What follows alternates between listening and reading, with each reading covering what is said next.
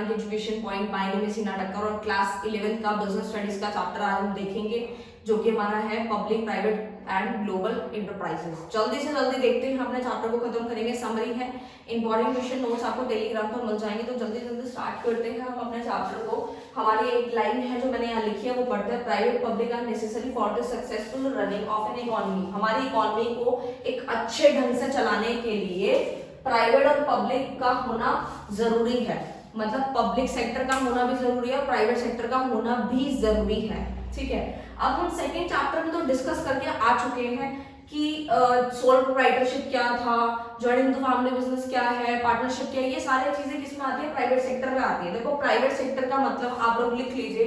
Private sector का मतलब होता है बेसिकली जब एक इंडिविजुअल या बहुत सारे इंडिविजुअल जब मिलके चलाते हैं अपनी ऑर्गेनाइजेशन को, तो उसे हम प्राइवेट सेक्टर बोलते हैं, जिसमें गवर्नमेंट का कोई भी रोल नहीं होता। जैसे कि इसका एग्जांपल सोल प्रोप्राइटरशिप है, पार्टनरशिप है, जॉइंट इनटू फैमिली बिजनेस है, कोऑपरेटिव ऑर्गेनाइजेशन है, ये सारी चीजें आती हैं। ठीक है, तो हम सेकंड चैप्टर में पब्लिक के बारे में डिस्कस कर चुके हैं। हमने जो है प्राइवेट के बारे में हम लोग डिस्कस कर चुके हैं। अब हमें डिस्कस करना है पब्लिक के बारे में। तो पब्लिक में कौन आता है? पब्लिक में आती है जो भी पब्लिक का मतलब जहां होता है, पब्लिक सेक्टर लिखा है, इसका मतलब है कि गवर्नमेंट इसको चला रही है। ठीक है, गवर्नमेंट के रूल्स रेगुलेशन यहाँ चलने वाले हैं। ठीक है, गवर्नमेंट का owned and manage by the government. I hope आपको क्लियर है प्राइवेट सेक्टर। फिर चलते हैं, हमें ये जो तीन डिफरेंस पढ़ने हैं, ये तीनों डिफरेंस हमारे पब्लिक सेक्टर का पार्ट है। ठीक है, सबसे पहले बेसिस ऑफ डिफरेंस दिए, ये आपके पूरे फीचर्स कवर करेगा। ठीक है, पहला है डिपार्टमेंटल अंडरटेकिंग, सेकंड है पब्लिक कॉर्पोरेशन, पब्लिक को हम स्टैट्यूटरी कॉर्पोरेशन भी कहते हैं, third one is government companies. Formation है कि कैसे कैसे स्टार्ट हुआ, by the government in the form of government departments होते हैं। इसमें अलग अलग डिपार्टमेंट्स देखे जाते हैं, जैसे कि आपने देखा होगा फाइनेंस मिनिस्ट्री। ठीक है, और फाइनेंस मिनिस्ट्री हो गई, या अलग अलग तरीके से जो मिनिस्ट्रीज होती है वो इसके अंदर देखी जाती है। फिर बात करते हैं हम लोग यहाँ पे पब्लिक कॉर्पोरेशन में क्या होता है, एक स्पेशल एक्ट पास किया जाता है पार्लियामेंट के अंदर। ठीक है, जिसके अंदर सारे रूल्स रेगुलेशंस होते हैं कि किसकी कितनी पावर है, क्या है, ये सारी चीजें पब्लिक कॉर्पोरेशन के अंदर आती हैं। गवर्नमेंट कंपनीज क्या होती हैं? गवर्नमेंट कंपनीज जो था वो इंडियन कंपनीज एक्ट 1956 के अकॉर्डिंग चलेगी। ठीक है, आई होप आपको क्लियर है। नेक्स्ट चलते हैं ओनरशिप पे। ओनरशिप में आ जाता है कि कंपल्सरी पूरी की पूरी डिपार्टमेंटल अंडरटेकिंग में पूरी की पूरी मालिकाना अधिकार गवर्नमेंट का होता है, प्राइवेट का नहीं होता, याद रखना। ठीक है, पब्लिक कॉर्पोरेशन में भी सेम है, पूरा मालिकाना अधिकार गवर्नमेंट का है। तीसरा, गवर्नमेंट कंपनीज में क्या होता है, मिनिमम 51 शेयर तो गवर्नमेंट का है और बाकी का प्राइवेट का हो सकता है। मतलब मिनिमम तो 51% तो गवर्नमेंट का होना ही है, वो क्या है, गवर्नमेंट कंपनीज। ओके, फिर बात करते हैं मैनेजमेंट की। मैनेजमेंट कैसे क्या है, कौन क्या चलाता है, रिलेटेड मिनिस्ट्री। मैंने अभी आपको बताया कि जो हमारी डिपार्टमेंटल अंडरटेकिंग होती है वो रिलेटेड मिनिस्ट्री होती है, अलग अलग तरीके की मिनिस्ट्रीज इसमें देखी जाती हैं। ठीक है, जो इनको चलाती हैं। और पब्लिक कॉर्पोरेशन में आता है through the director nominated by the government. इसके क्या होता है, गवर्नमेंट क्या करती है इसमें, director nominated by the government. ठीक है, and third one is government companies में क्या होता है, प्राइवेट पर्सन भी डायरेक्टर हो सकते हैं। ठीक है, इसके अंदर प्राइवेट पर्सन भी देखे जा सकते हैं। नेक्स्ट अपॉइंटमेंट है, कैसे कैसे इनको अपॉइंट किया जाएगा अपने वर्क के लिए। देखो, डिपार्टमेंटल अंडरटेकिंग मैंने बताया जब सारी चीजें गवर्नमेंट की होंगी तो यहाँ पे काम भी कौन करेगा, गवर्नमेंट एम्प्लॉयज ही काम करेंगे। ठीक है, फिर पब्लिक कॉर्पोरेशन में आता है all employees are not government employ. मतलब जितने भी यहाँ पे एम्प्लॉय होंगे वो सारे के सारे गवर्नमेंट के नहीं होंगे, क्योंकि यहाँ पे खुद के रूल्स बनाए जाते हैं, खुद की रूल्स रेगुलेशन बनाई जाती है, तो यहाँ पे सारे एम्प्लॉय गवर्नमेंट के होना जरूरी नहीं है। गवर्नमेंट कंपनीज में भी क्या होता है, सेम होता है, जो कि मैंने आपको भी बताया। एग्जाम्पल्स क्या क्या है वो समझ लो, उससे और अच्छा क्लैरिफिकेशन होता है। जैसे post and telegraph department, Indian railways, ordnance factory, ये सारी चीजें इसमें आती हैं। जैसे टेलीग्राफ के बारे में आपने डिपार्टमेंट के बारे में सुना है, पोस्ट के बारे में हम लोग पोस्ट करते हैं चीजों को। ठीक है, पहले वर्क क्या करते थे। रेलवेज हो गई। ठीक है, रेलवेज में आपको पता ही है क्या आता है, इंडियन रेलवे जिसकी मोनोपोली है, ये तो चीजें आपने पढ़ रखी है माइक्रो इकोनॉमिक्स में। ठीक है, ये सारे इसके एग्जांपल्स हैं। ठीक है, फिर बात करते हैं पब्लिक कॉर्पोरेशन की, जिसमें LIC आता है। ठीक है, RBI आता है और इंडस्ट्रियल डेवलपमेंट बैंक एक्सेट्रा, ये सब आता है। गवर्नमेंट कंपनी में आता है HMT हो गया, NFL हो गया, कोल इंडिया एक्सेट्रा, ये सारी चीजें। कोल इंडिया का नाम आपने सुना होगा, वो सब इसमें आते हैं। आई होप आपको डिफरेंस क्लियर है। अगर आपसे फीचर्स पूछे जाए तो भी आंसर यही है। आपको इसका किसी का मीनिंग, फॉर्मेशन, ओनरशिप, एग्जांपल तो सब कुछ यही है। अब इसी से ही हमें मैरिट डीमेरिट बनाने आने चाहिए, ठीक है। तो देखते हैं ना फटाफट से। जब भी आप पेपर देने जाएं बीएसटी का, मैं आपसे यही बात कहना चाहूंगी, अगर आप ज्यादा नहीं पढ़ना चाहते तो डिफरेंस करो, ठीक है। जितने भी डिफरेंस मैं बताती हूँ आपको नोट्स में देखना, मैंने ऑलरेडी डिफरेंसेस दिए हुए हैं। जब मैं आपको पढ़ा रही हूँ तो डिफरेंस पर फोकस करो अगर आप ज्यादा पढ़ना नहीं चाहते। डिफरेंस से काफी सारे आपके क्वेश्चंस कवर होते हैं। और अगर आप और अच्छा स्कोर करना चाहते हैं तो आपको तो पता ही है, पढ़ना तो पड़ेगा ही, सब कुछ पढ़ना पड़ता है। लाइक एमसीक्यू के कॉम्पिटेंसी क्वेश्चंस आने वाले हैं इस बार तो आप लोगों के, ठीक है, वो भी मैंने अपनी वीडियोस में बताया था, ठीक है। तो उस तरीके से प्रिपरेशन करो कि आपके मैरिट डीमेरिट भी अच्छे से हो जाए। अच्छा, वैल्यू बेस काफी ज्यादा इस बार पूछा जाएगा आप लोगों से, तो उसके लिए आपको कॉन्सेप्ट अच्छे से आना चाहिए, फिर तो आप कर ही लेंगे। मैरिट में क्या आता है, सबसे पहला इजी फॉर्मेशन होता है, यानी कि गवर्नमेंट का जैसे ही ऑर्डर होता है तो ये बिल्कुल इजी फॉर्मेशन है, कुछ भी ज्यादा इसके अंदर तामझाम नहीं है। सेकंड है इफेक्टिव कंट्रोल रहता है, क्योंकि इसके अंदर रिलेवेंट मिनिस्ट्रीज होती हैं, अलग अलग मिनिस्टर्स होते हैं जो कि इनको कोऑर्डिनेट करते हैं। Number 3 is increase in government income, इससे हमारी गवर्नमेंट की इनकम भी बढ़ती है। देखो गवर्नमेंट की इनकम कैसे बढ़ती है, क्योंकि देखो यहाँ पर जो क्या है कि गवर्नमेंट के पास जो है, गवर्नमेंट ये इसका मोटिव ही क्या है, सोशल वेलफेयर है। मतलब ये क्या करेंगे, पैसा इकट्ठा करके आप लोगों पे, मतलब पब्लिक पे ही खर्च कर देते हैं, ठीक है। यानी सोशल वेलफेयर इनका होता है मोटिव, ठीक है। ये अपने पास नहीं रख रहे हैं, बस बेसिकली जो इन्होंने जो कमाया है, मतलब जो इनका जो मेन मोटिव रहता है वो टैक्स होता है, ठीक है, कि वो टैक्स से पैसा कमाएंगे। बट स्टिल टैक्स के अलावा भी ये और तरीके से जो पैसा कमाते हैं वो सोशल वेलफेयर यानी कि समाज में उसी चीज पे खर्च कर देते हैं, लाइक इंफ्रास्ट्रक्चर, रोड, रेलवे, इन सब चीजों पे वो खर्च करते हैं। नेक्स्ट चलते हैं हम लोग डीमेरिट्स पे। पॉलिटिकल इंटरफेरेंस बहुत ज्यादा होता है, क्योंकि आपको पता ही है गवर्नमेंट है तो इंटरफेरेंस तो बनता है। नंबर 2 लैक ऑफ फ्लेक्सिबिलिटी, इसके अंदर बहुत ज्यादा स्ट्रिक्ट रूल फॉलो होते हैं, बहुत ही ज्यादा स्ट्रिक्ट रूल्स फॉलो होते हैं, जिसकी वजह से फ्लेक्सिबिलिटी बहुत दिक्कत करती है इसके अंदर। थर्ड है लैक ऑफ कॉम्पिटिटिव, यानी फीलिंग होती है, मतलब इनकी जो फीलिंग्स होती है बहुत ज्यादा, मतलब इनकी जो केयरलेस होते हैं, ये बहुत ज्यादा, इनके जो एम्प्लॉयज होते हैं बहुत केयरलेस होते हैं। ये एक तरफ तो कहते हैं कि हम सोशल वेलफेयर कर रहे हैं, बट अगर कोई यहाँ पर किसी पर्सन की कोई कुछ बोल रहा है, आप खुद ही गवर्नमेंट सेक्टर के अंदर देख लो, आप रेलवे का एग्जांपल ले लो, या फिर आप किसी भी गवर्नमेंट किसी भी डिपार्टमेंट के अंदर जाके देखोगे ना, तो यही सारी चीजें मिलेंगी। वहां पे बोला तो जाता है सोशल वेलफेयर, हम आपके लिए काम कर रहे हैं, लेकिन वो कंज्यूमर को उस तरीके से ट्रीट नहीं करते जिस हिसाब से प्राइवेट सेक्टर करता है। देखते हैं हम लोग अपने पब्लिक कॉर्पोरेशन के मैरिट्स के बारे में देखते हैं कि मैरिट्स क्या कहते हैं। क्विक डिसीजन होता है इसमें अंदर, ठीक है।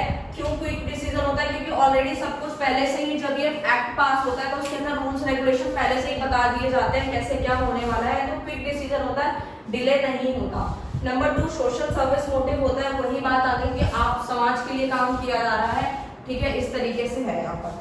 And third one is efficient management. Efficient management क्यों होता है, क्योंकि इसमें प्रोफेशनल्स हायर किए जाते हैं काम करने के लिए, ठीक है, ऐसे किसी को भी हायर नहीं किया कर लिया जाता, ठीक है। डीमेरिट में क्या, आप खुद ब खुद देख सकते हैं, मतलब ये ना इतने बढ़िया है कि मतलब इसका एग्जांपल जैसे मैंने LIC, RBI ये सब बताया था, जैसे RBI में कोई वैकेंसी निकली है, उस तरीके से काम, मतलब क्या क्या उनकी एलिजिबिलिटी है वो पहले से सब डिक्लेयर होता है उनके एक्ट के अंदर, ठीक है, कि क्या क्या चाहिए। तो देखो डीमेरिट के लिए ना आपको याद करने की जरूरत ही नहीं है, क्योंकि बहुत सिंपल है, ये सारी चीजें आप तो गवर्नमेंट डिपार्टमेंट की सोच ही सकते हैं कि हमारा कितना ज्यादा बोलते कुछ और है गवर्नमेंट सेक्टर वाले और होता उनका कुछ और है, ठीक है। तो जितनी बुराई कर सकते हैं वो यहाँ लिख सकते हैं आप, ठीक है। लैक ऑफ कॉम्पिटिटिव फीलिंग होती है, वही केयरलेस होते हैं अपनी एक्टिविटी को लेके, ठीक है।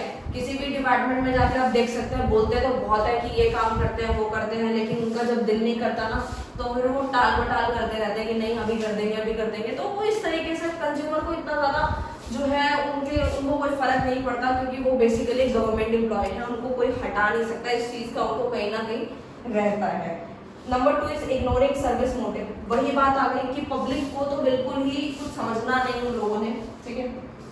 भाई होप आपको क्लियर है। नेक्स्ट चलते हैं अपने गवर्नमेंट कंपनीज के मैरिट्स पे। पहला वाला क्विक डिसीजन बिल्कुल सेम है, क्यों, क्योंकि इसमें ऑलरेडी शेयर्स के बारे में ऑलरेडी सब कुछ बता रखा था किसका कितना है। नंबर 2 इजी फाइनेंस हो जाता है, इसके अंदर बोरो फ्रॉम पब्लिक से भी बोरो कर सकते हैं ये। थर्ड है इजी फॉर्मेशन होता है, कोई भी दिक्कत नहीं आती इसके फॉर्मेशन में। डीमेरिट में क्या था, no continuity in policy, policies के बेसिस पे कंटिन्यूटी नहीं रहती इनकी। And number 2, fear of public accountability, मतलब इनको कहीं ना कहीं पब्लिक अकाउंटेबिलिटी का मतलब है पब्लिक आंसरेबिलिटी, कि पब्लिक को आंसर देने के लिए थोड़ा सा डर लगा रहता है इनको कि हम किस तरीके से उनको आंसर करेंगे। आई होप आपको क्लियर। एमएनसीज मल्टीनेशनल कंपनी क्या होती हैं? It refers to the company with operation is more than one country. For example Wipro, Tata Motors, Asian Paint, Coca Cola, Pond, Samsung. आपने इसमें से किसका नाम सुना है जरूर कमेंट करके बताना, ठीक है। कोका कोला का तो सबने सुना होगा, एशियन पेंट्स का भी सुना होगा, पॉन्ड्स का भी सुना होगा, सैमसंग का भी सुना होगा, ठीक है। ये सारे सुने हैं, विप्रो का भी सुना है तो अच्छी बात है। लेकिन अगर आपने इन सब का नाम सुना हुआ है तो आप प्लीज कमेंट करना, और जिन्होंने जिसका नाम सुना हुआ प्लीज अपने कमेंट कर देना, ठीक है। मैं लाइक करूंगी, कमेंट्स भी करूंगी, उसके ऊपर रिप्लाई दूंगी आप लोगों को, ठीक है। तो एमएनसीज में आ जाता है। एमएनसी का बेसिकली मतलब क्या होता है? देखो एमएनसी का मतलब होता है वर्ल्ड वाइड स्प्रेड रहता है इसका, यानी कि हर एक कंट्री में, बहुत सारी कंट्रीज में ये होती है, और एक कंट्री ऐसी होती है जिसके अंदर इनका हेडक्वार्टर होता है, वहां से सब कुछ मैनेज हो रहा होता है, ठीक है। देखा होगा आपके कोई, मतलब आपके जानकार में कई लोग होंगे जो एमएनसीज में वर्क भी कर रहे होंगे। इनफैक्ट हो सकता है कि आप लोग भी जब ग्रेजुएशन कर लें उसके बाद एमएनसी में जाएंगे या जा सकते हैं, कोई दिक्कत की बात नहीं है। वहाँ पे ग्रेजुएशन के बाद हायरिंग होती है। एक्चुअली क्या है ना कि जो हमारा एमएनसीज होता है, मतलब जो एमएनसीज होती है वो बहुत अच्छी फैसिलिटी प्रोवाइड करती है, इसलिए क्योंकि होता ये है कि हम सोचते बहुत कुछ है कि हम ये करेंगे वो करेंगे, लेकिन कहीं ना कहीं जब हमारी कमाने की उम्र आ जाती है तो हम उस चीज़ में ध्यान देते हैं जिसमें ज़्यादा पैसा होता है, कहीं ना कहीं। मतलब काफ़ी सारे देखे हैं मैंने अपनी लाइफ में, और मतलब होता ही है ऐसा कि जिसमें ज्यादा पैसा होता है हम उसकी तरफ मूव कर जाते हैं। बहुत ही कम लोग होते हैं जिनका कुछ मतलब गोल होता है तो वो अचीव करते हैं, और इस तरीके से सबकी बात नहीं कर रही बट स्टिल होता है। तो एमएनसीज की तरफ ज्यादा इसलिए भागते हैं क्योंकि वहाँ की फैसिलिटीज अच्छी है, वहाँ का पैकेज बहुत अच्छा है जो कि डोमेस्टिक प्रोवाइड ही नहीं करता। एमएनसीज क्या अच्छा प्रोवाइड करता है, अपनी क्या फैसिलिटी देता है, सैटरडे से संडे ऑफ रख देता है, और काफ़ी सारी फैसिलिटीज़ हैं, जैसे कि वन टाइम उनका लंच भी मिलता है उनको, और बड़ी सारी एक्टिविटीज़ करवाना और पैकेज अच्छा देना, ये सारी चीज़ें रहती हैं, ठीक है। तो ये जो मैंने आपको अभी बताया है कि आपके मैरिट डिमेरिट में अभी काम करेगा, मैं आपको अभी दिखाती हूँ। जस्ट मैंने आपको सिर्फ एक इसका मीनिंग ही समझाया, और इसी में देखना दोनों चीज़ें कवर होती है, कैसे वो देखना। अभी देखो एमएनसी आप लोग समझ गए, define Wipro, Tata Motors, Asian Paint, Coca Cola, Pond, Samsung, ये सारी चीज़ें इसके अंदर आती हैं, ठीक है। तो फीचर क्या है? पहला तो ये है कि सेंट्रलाइज मैनेजमेंट होता है, कि एक कंट्री में इसका हेडक्वार्टर तो जरूर होता है जहाँ से सारा कुछ मैनेज हो रहा होता है। Number 2, world wide spread of business, की हर जगह ये फैला हुआ है, ठीक है। Number 3, better quality product provide करते हैं। देखो बेटर क्वालिटी प्रोडक्ट अगर प्रोवाइड करते हैं तभी तो उनकी इनकम इतनी अच्छी है। जब इनकम अच्छी है तो वो एम्प्लॉयज को भी खुश रखते हैं, एम्प्लॉयज को खुश रखेंगे तो वो अच्छा काम करेंगे, अच्छे सारे बहुत सारे एम्प्लॉयज आते हैं हायरिंग के लिए, मतलब जाते हैं वहाँ पे, कंपनी उनको हायर करती है, ठीक है। इस तरीके से होता है। नंबर 4 इज लार्ज साइज, इसका साइज कोई छोटा नहीं है, आप समझ ही सकते हैं, कंट्री टू कंट्री की बात हो रही है यहाँ पर। मेरिट क्या है, इसके फायदे क्या है? इंक्रीज इन फॉरेन इन्वेस्टमेंट, इससे हमारी फॉरेन इन्वेस्टमेंट इंक्रीज हो रही है।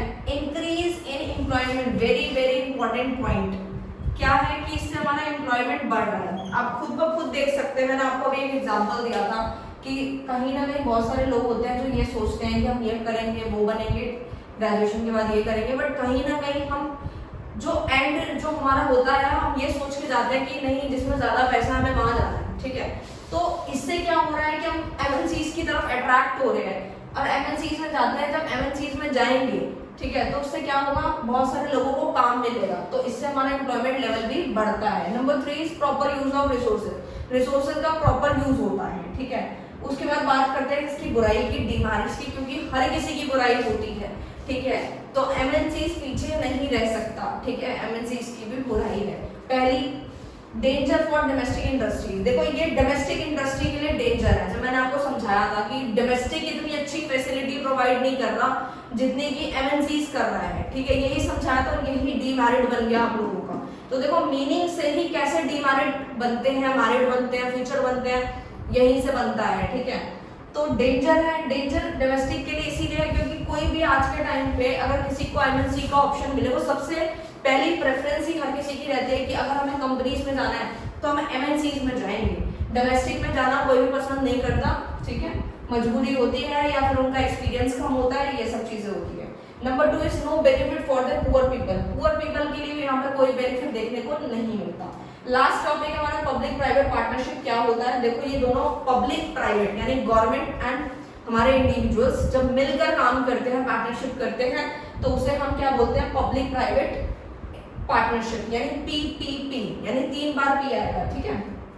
इसमें होता क्या है, इनका जो टारगेट होता है वो प्रोजेक्ट को कंप्लीट करना होता है, जैसे कि infrastructure, road, railway, schools, colleges, ये सारा जो होता है वो पब्लिक और प्राइवेट मिलकर जो प्रोजेक्ट को कंप्लीट करता है उसी को हम बोलते हैं पीपीपी। और वो जो किसी भी चीज में हो सकता है, इंफ्रास्ट्रक्चर में सब कुछ आ जाता है।